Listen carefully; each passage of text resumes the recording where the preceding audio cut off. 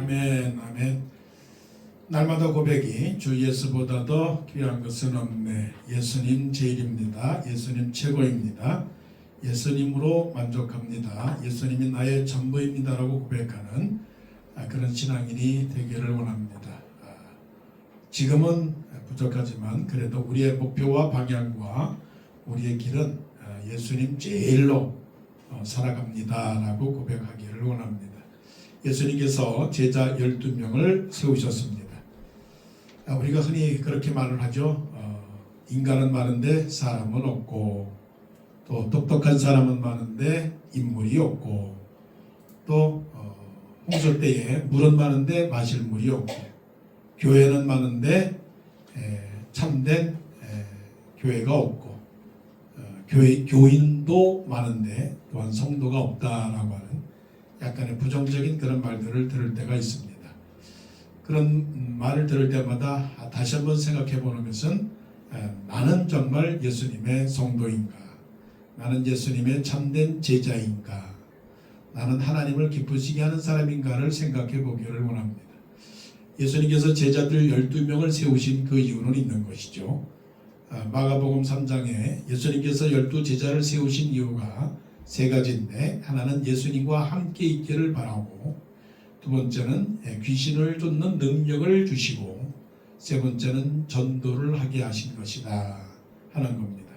그렇다면 우리 편으로 해석하자면, 나를 부르시고 나를 성도 삼으시고 직분자로 세워주시고 내가 예수님을 따르는 제자가 되어야 될 이유는 세 가지입니다. 예수님과 함께 동고동락하고, 또 예수님께 주시는 삶의 능력을 얻고, 그 능력이 귀신을 쫓는 능력, 생활의 능력, 지혜의 능력, 또 여러 가지 나에게 필요한 삶의 그런 지혜들을 얻는 능력이겠죠. 그리고 또한 예수 그리스도의 말씀을 세상에 전하는 것, 이것이 바로 제자가 해야 되는 일이고 성도가 해야 되는 일이고 우리 교회가 해야 되는 일입니다. 오늘 말씀해 보게 되면 예수님께서 12제자를 세우실 때에 먼저 우리에게 눈여겨 다가오는 것은 12절에 이렇게 말씀을 합니다. 이때에 예수께서 기도하시러 산으로 가사 밤이 새도록 하나님께 기도하시고, 이 말씀을 보면서 우리는 주로 어떤 단어가 자극적으로 들리냐면 밤이 새도록이라고 하는 단어가 자극이 됩니다. 그래서 우리는 초대 기도를 해야 된다, 아니면 열심으로 기도해야 된다 라고 하는 뜻으로 보겠지만, 12절에서 전체적인 맥락을 보면 질문이 있습니다. 제자를 세우시러 기도하셨는가, 아니면 기도하시면서 제자를 세웠는가? 다시 말하면 예수님은 늘 기도하셨는데 기도하시는 중에 제자를 세웠을까, 아니면 제자를 세우시기 위해서 기도하러 가셨는가? 재밌는 질문이죠. 우리 편에서 보면 이게 더 맞습니다. 제자를 세우시기 위해서 기도하러 갔다는 말이 우리가 신앙생활 하게 되는 것에는 맞습니다. 취직을 위해서 기도하고, 대학 입학을 위해서 기도하고, 치료를 위해서 기도하고, 사업을 위해서 기도하고, 뭔가 뜻을 이루기 위해서 작정 기도하는 것, 우리는 그게 기도인 줄 압니다. 또 그렇게 또 기도해야 되겠죠. 그런데 한번 예수님의 편으로 생각해 보게 되면 예수님은 어떤 목적을 위해서 기도했다라기보다는 삶 속에서 목적을 가졌다, 그렇게 해석하는 편이 오히려 올바른 표현입니다. 여러분, 기도로 사십니까? 아니면 목적을 위해서 기도하십니까? 기도로 살아야 되겠죠? 기도로 사는 사람은 목적을 갖습니다. 근데 목적을 위해서 기도하는 사람은 기도로 살지 못할 때가 있다라고 하는 것이죠. 예수님은 늘 누가복음뿐만이 아니라 마태복음에서도 말씀하셨는데 늘 습관을 쫓아 새벽 미명에 홀로 기도하시더라. 예수님의 삶은 기도하는 삶이었습니다. 기도하는 삶을 통해서 하나님의 뜻을 깨달았고, 하나님의 뜻을 깨달았기 때문에 순종을 했고, 순종을 했기 때문에 12명의 제자들을 선택을 한 것입니다. 예수님 혼자만의 뜻이 아니라 뜻이 하늘에서 이루어진 것처럼 땅에서도 이루어지리다. 예수님은 하나님의 뜻을, 아버지의 뜻을 위해서 기도를 하셨습니다. 그러므로 여러분 항상 기도하시기 바랍니다. 그래서 항상 기뻐하라, 쉬지 말고 기도하라. 쉬지 말고 기도하라라고 하는 그것은 숨 쉬는 동안에는 기도하라 하는 것입니다. 육신적으로도 호흡을 하고 영혼으로 호흡하는 것입니다. 호흡하는 동안에는 살아있죠. 그 말은 기도하게 되는 동안에는 우리의 생명이 살아있습니다. 생명이 살아있다라고 하는 것은 성령이 우리 속에 교통한다라고 하는 것입니다. 기도로 승리하는 삶이 되기를 원합니다. 기도로 하나님의 뜻을 깨닫기를 원합니다. 무슨 선택을 하든지 무슨 결정을 하든지 나의 뜻이 아니라 아버지의 뜻을 쫓아 그렇게 살아가는, 그래서 축복받는 여러분이 되기를 원합니다. 자, 12명을 부르셨습니다. 12명을 다 아셔야 되겠지만 또 때때로는 마태나 마가나 누가나 그 이름들이 조금씩 틀리기 때문에 12명의 이름을 다 외울 수는 없지만 그러나 외우는 게 좋겠죠. 그 12명의 이름을 보게 되면 첫 번째는 차별이 없다. 두 번째는 차이가 있다. 세 번째는 차원이 있다. 그래서 오늘 12명의 제자를 보게 되면 차차차로 생각하시면 되겠습니다. 12명은 차별이 없습니다. 신앙의 고민은 뭘까요? 너무 차별이 많다.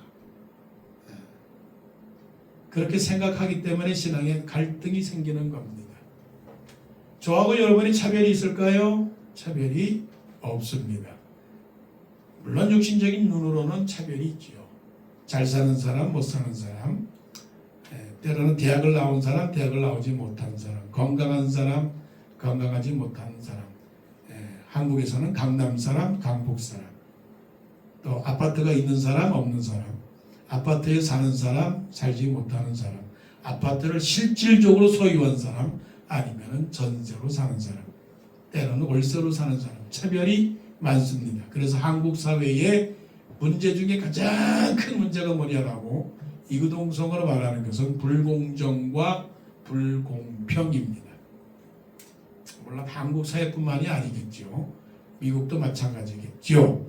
이 사회는 불공정, 불공평입니다. 다 똑같이 살아야 되는데 다 똑같이 살지 못합니다. 그래서 그런 불공정과 불공평이라고 하는 그런 사회를 대변해주는 속담이 있죠. 아이들 앞에서는 물도 못 마신다고. 남이 하면 다 따라가야 됩니다. 남이 벤츠를 사면 나도 벤츠를 사야 되고요. 남이 30평 아파트를 사게 되면 나도 사야 됩니다. 왜요? 내가 그렇게 못하게 되면 내가 지는 사람이 되는 것 같은 그런 심리가 있기 때문에 그렇죠. 그것을 누가 자극을 시킵니까? 사탄이 자극을 시킵니다. 그래서 날마다 우리는 항상 에덴 동산으로 돌아가서 에덴 동산이 우리에게 거울이 되어야 됩니다. 왜 거울이 되어야 되느냐면 에덴 동산은 죄악의 본거지이기 때문에 그렇습니다. 바로 에덴 동산은 원조 죄악의 본거지입니다. 그것이 원조입니다. 그러면 에덴 동산이 왜 원조냐? 시기, 질투, 원망, 불평이 본산지이기 때문에 그렇습니다.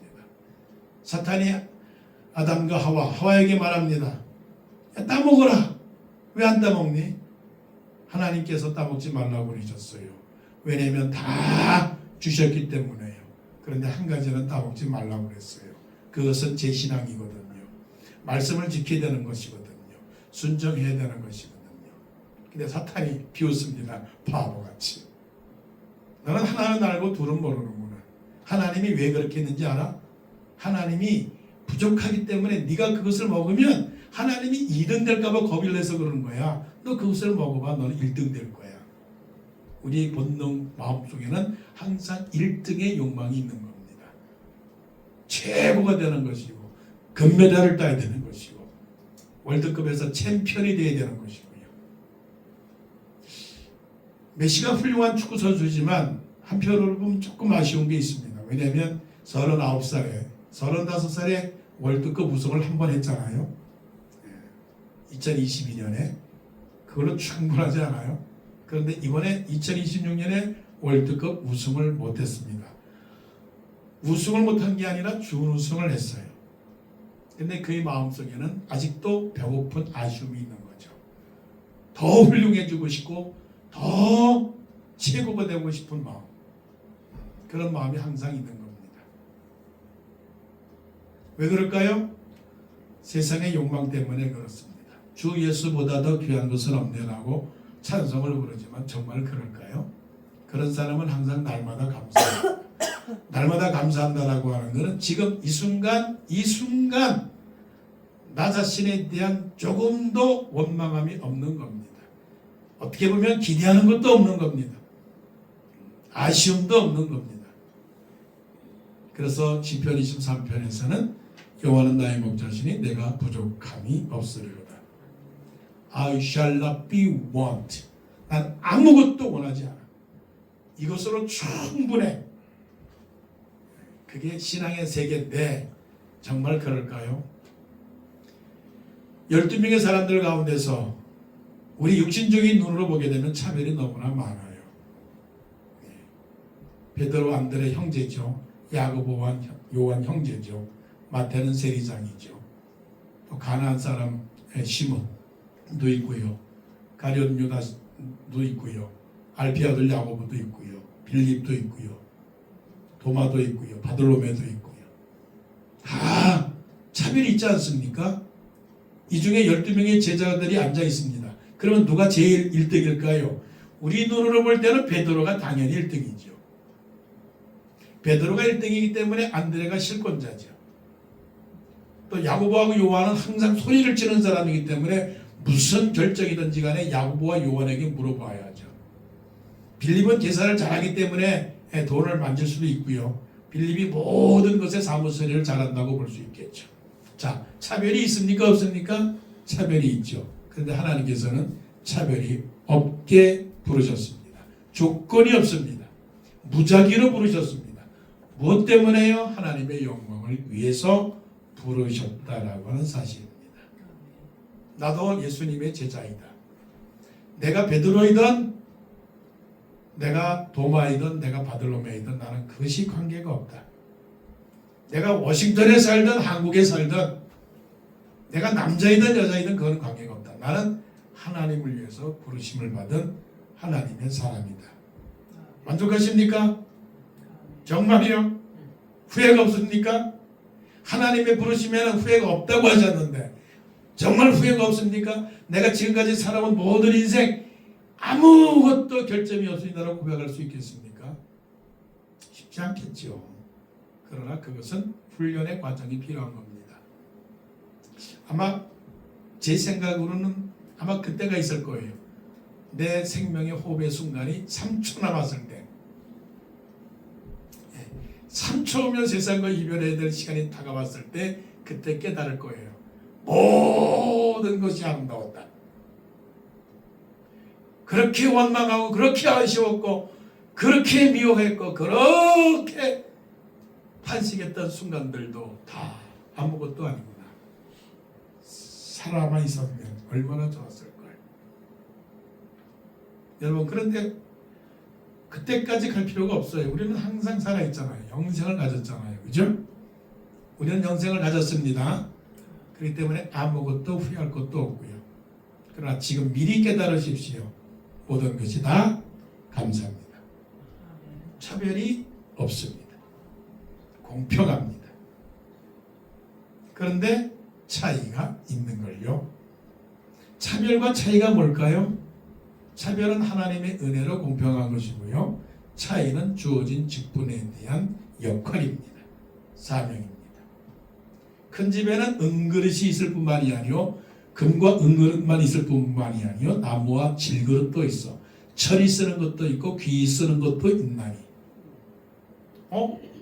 하나님 편에서는 사도 바울도 있고 야고보도 있고 베드로도 있어요.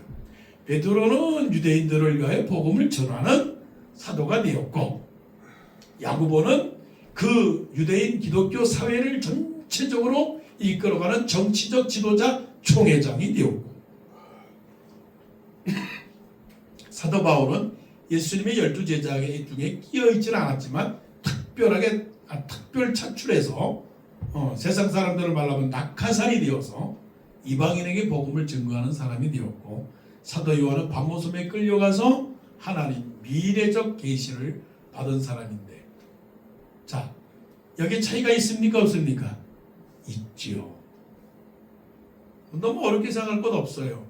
짜장면을 만드는 요리사 따로 있고, 한식 만드는 요리사 따로 있고, 중국 요리사 따로 있고, 서양 요리사 따로 있잖아요. 다 따로 있어요. 꼭 구태여 멀리 갈 필요가 없습니다. 교회에서요. 목사가 있고 장로가 있고 권사가 있고 집사가 있고 평신도가 있고요. 이런 역할이 있는 거죠. 차이가 있습니까 없습니까? 있지요. 어떤 사람은 목사로 주셨고, 어떤 사람은 교사로 주셨고, 어떤 사람은 사도와 선지자와 교사로 주셨으니, 이는 하나님의 사람을 온전케 하며 봉사의 일을 하게 하며 그리스도의 몸을 세우게 하려 함이라. 이 중에서 목사와 교사와 선지자와 사도와 이것이 중요합니까? 아니면은 그 다음에 있는 말씀이 중요합니까? 이는 하나님의 사람으로 온전하게 하기 위해서 여러 사람을 주셨어요. 중요한 거예요. 봉사의 일을 하게 하며 그리스도의 몸을 세우기 위해서 하나님께서 목사와 교사와 사도와 선지자와 복음 전하는 자와 교사, 이 여러 가지 직분을 허락하셨다라고 하는 거예요. 근데 우리는 뭐라고 말합니까? 목사가 좋습니다. 목회자가 좋습니다. 선교사가 좋습니다. 교수가 좋습니다. 행정 특별 목회자가 좋습니다. 이렇게 말하잖아요. 아니에요. 하나님께서 다 역할을 주셔서 그 역할을 감당케 하신 것입니다. 그래서 차이가 있는 겁니다. 한번 이 제자들을 다 보세요. 차이가 있어도 너무 차이가 있어요. 베드로라고도 이름을 주신 시몬, 그의 동생 안드레, 야고보와 요한과 빌립과 바달로메, 마테와 도마와 알페와 아들 야고보와 셀롯이라는 시몬과 야고보의 아들 유다와 예수를 파는 자들 가룟 유다, 각양각색의 사람입니다. 교회는 똑같은 사람이 모였나요? 다른 사람이 모였나요? 각기 다른 사람이 모였습니다. 다 각기 다른 사람입니다. 신약시대에 보게 되면 유대인도 있었고요, 헬라인도 있었고요, 자유인도 있었고 종도 있었고요. 여러 사람들이 모였습니다. 한 교회에 여러 사람이 모였습니다. 고린도 교회에 유대인 기독교인도 있었고 또 헬라인 기독교인도 있었고 여러 사람들이 모였습니다. 사도 바울은 그런 기독교 교회를 향해서 말하기를 헬라인이나 유대인이나 종이나 자유자나 모두가 주 안에서 어떻다고요? 하나다라고 했습니다. 다른데 하나라고 하는 거예요. 그러면 역으로 바꿔서 하나인데 다른 거예요. 근데 우리는 뭡니까? 무조건 하나여야 된다고 하는 거예요. 무조건 하나여야 된다. 그 하나가 된다라고 하는 말을 다르게 해석합니다. 코드라고 하는 말을 씁니다. 코드. 나하고 코드가 맞아야 된다. 나하고 성향이 맞아야 된다. 나하고 성격이 맞아야 된다. 나하고 어떻게 보면 정치적 노선도 같아야 된다라고 말합니다. 교회에서는 그런 게 필요가 없는 거죠. 신념과 철학과 윤리와 도덕, 이거는 다 다릅니다. 그러니까 어떤 사람은 감자를 고추장에다가 찍어 먹는 사람이 있고, 어떤 사람은 설탕에다 찍어 먹는 사람이 있고, 어떤 사람은 소금에다가 찍어 먹는 사람이 있잖아요. 한번 손 들어볼까요? 자, 감자를 고추장에다가 찍어 먹는 사람, 감자를 설탕에다 찍어 먹는 사람, 감자를 소금에다 찍어 먹는 사람, 다 달라요. 다른데 뭐 그걸 가지고서 너는 나하고 다르니까 너하고는 맞지 않는다라고 말할 수는 없는 거죠. 자, 차이를 주신 이유가 뭘까요? 역할을 제대로 감당하라고요. 비행기를 탈 때마다 신기하게 느낍니다. 그 많은 한 200명이 되는 사람들이 다 비행기를 타는데 짐이 오죽 많아요. 한 사람당 22kg이라고 하는 무게를 다 싣고 갑니다. 나도 들기 힘든데 그 200명의 사람의 짐을 다 싣고 비행기 안에다 다 화물칸에다 집어넣습니다. 그런데요, 그게 확 달아가면서 붕 뜨는 걸 보면 아무리 과학실에 살지만 이해가 안 가요. 어떻게 뜰까요? 단 하나의 부속이라도 역할을 제대로 하지 않는다면 뜰 수가 없는 거죠. 네, 이 말씀을 뭘로 받아들여야 되냐면 나는 하나님의 부속품이다. 나는 교회의 작은 부속품이다. 이게 그리스도의 제자입니다. 나는 부속품이다. 나는 내 역할을 다해야 된다. 이게 차이다. 목사는 목사 나름대로, 장로는 장로 나름대로, 대통령은 대통령으로서, 국회의원은 국회의원으로서, 사장은 사장으로서, 종업원은 종업원으로서, 아버지는 아버지로서, 아들은 아들로서, 딸은 딸로서의 역할을 감당해 나갈 때 바로 이것이 바로 그리스도의 제자가 되는 것이죠. 마지막입니다. 차원입니다. 차. 첫 번째 차가 뭐라고요? 차별이 없다. 두 번째 차는요? 차이가 있다. 세 번째 차는 차원이 높다. 똑같지만 똑같지 않은 거죠. 사람이지만 사람이 아닙니다. 교회 다니는 사람하고 교회 안 다니는 사람하고 다른 거예요. 예수님의 사람과 예수님의 사람이 아닌 사람하고는 달라요.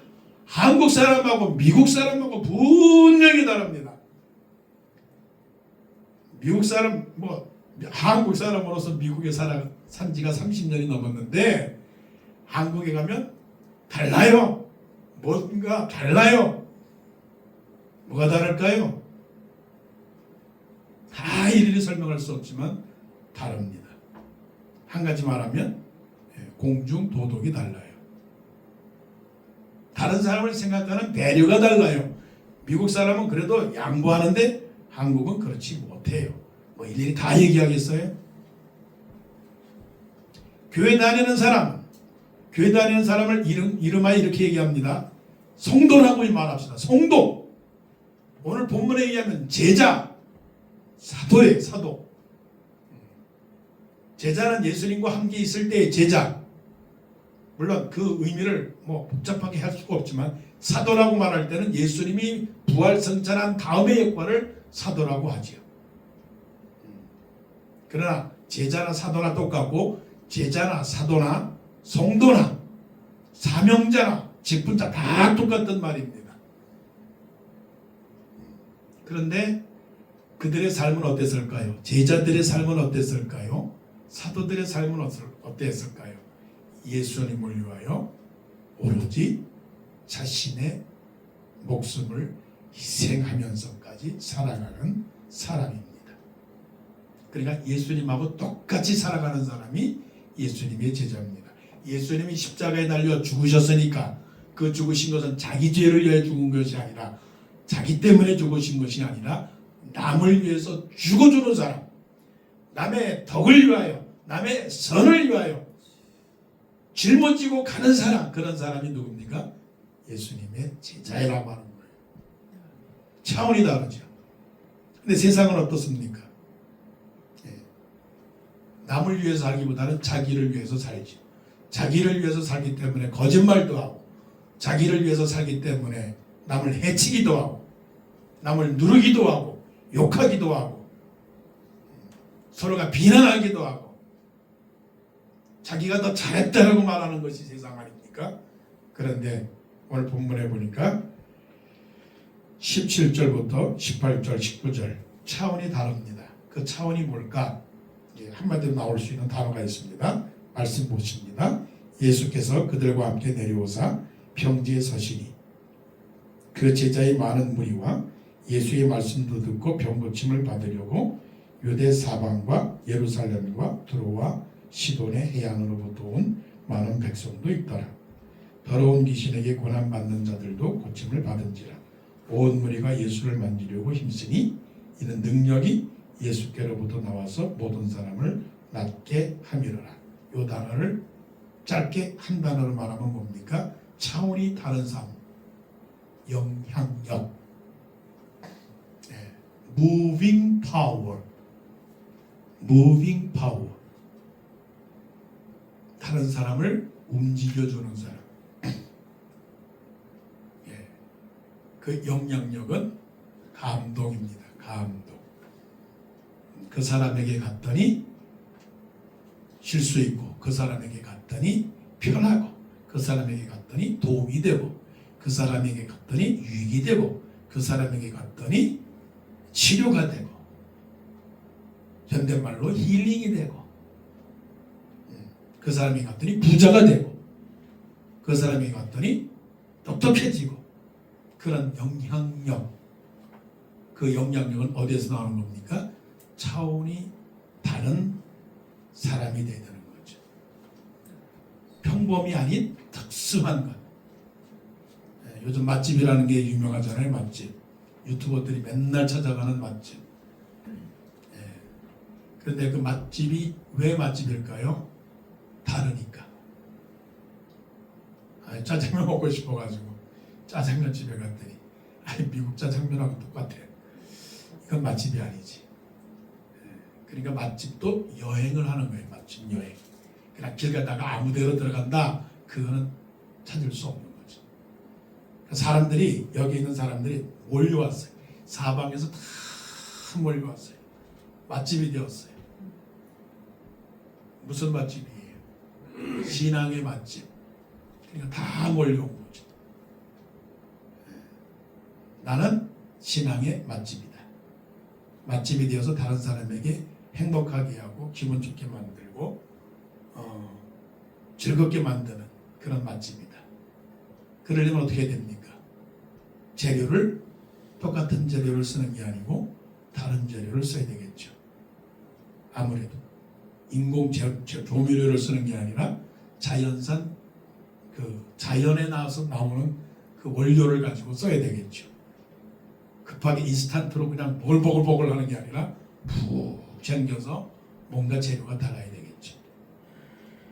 우리 신앙도 그런 것이 되겠죠. 똑같이 다른 사람들과 똑같은 모습을 보기보다는 뭔가 다른 차원이 높은 그런 모습. 자, 나는 차원이 같은가 다른가? 나는 1차원의 사람인가 2차원의 사람인가? 나는 땅바닥에 기어다니는 벌레 같은 사람인가 아니면 최소한 하늘을 날아가는 새와 같은 사람인가? 하늘을 나는 새보다는 더 높은 저 공중의 사람인가? 공중의 사람이 아니라면 나는 하늘의 사람인가? 나는 신령한 하늘의 복과 섞지 아니한 것을 가슴에 품고 살아가는 그런 차원이 높은 사람인가? 자, 한번 춤을 춰보실까요? 어떤 춤이요?